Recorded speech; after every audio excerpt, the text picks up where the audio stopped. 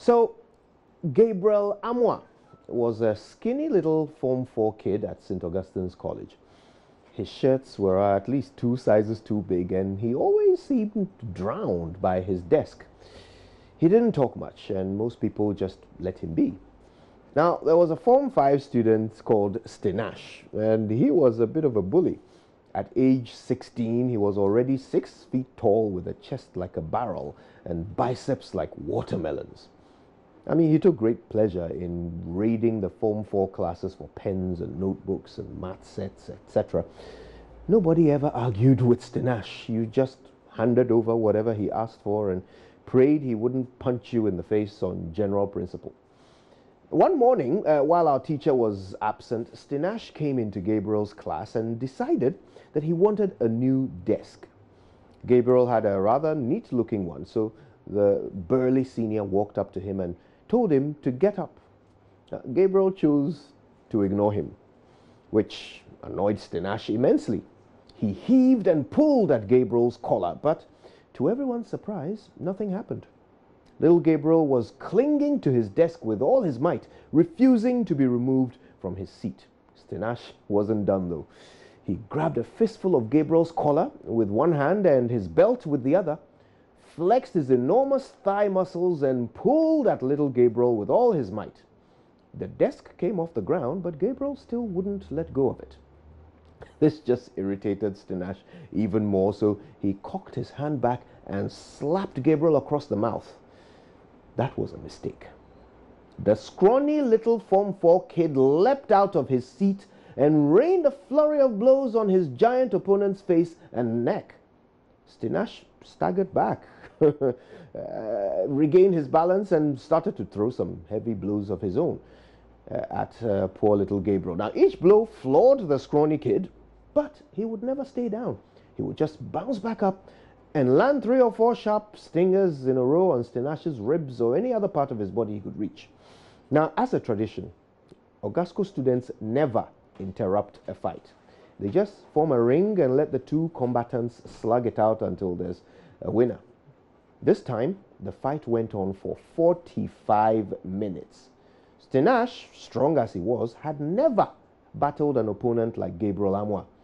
The little boy just would not stop. Nothing would keep him down. He just kept coming. Eventually, Stinash had no strength left in him, and he slumped to the floor while Gabriel stood over him, grabbed him by the collar, and bitch-slapped him until prefect came and separated them. Now, I will never forget that scene. The mighty, scary giant sitting on the floor without an ounce of energy in his muscled arms, and the scrawny little quiet kid crouching over him, energetically slapping his meaty head from side to side. Now, in that moment, I learned a very important lesson. You see, it's not the stronger opponent that wins the fight. It's the one who is not willing to give up. Every time life deals you a blow, every time misfortune strikes you to your knees, you are presented with a simple choice. Stay down or get up and fight. And the choice you make in that moment will determine whether you succeed or fail in life. Look, Ghana has been dealt many blows these past few years. A currency that is shedding weight like an AIDS patient. Can you believe the cedi is virtually the dollar is virtually 5 Ghana cedis now? Thousands of people being laid off, a moribund public health system that needs crutches to stay upright, and on top of all this, it seems all it takes to wash us off our feet and blow up our filling stations like landmines is a little bit of rain. Look, let's face it, Ghana has received a beatdown of epic proportions. But have we decided to stay down?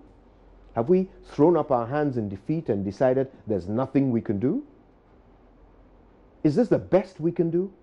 Are we defeated? Or is this Kwame Nkrumah's Ghana? Is this Yaa Asantua's Ghana? Is this Azuma Nelson's Ghana? Are we the Black Star of Africa? Are we the nation that looked our oppressors squarely in the eye and told them, we'll take it from here?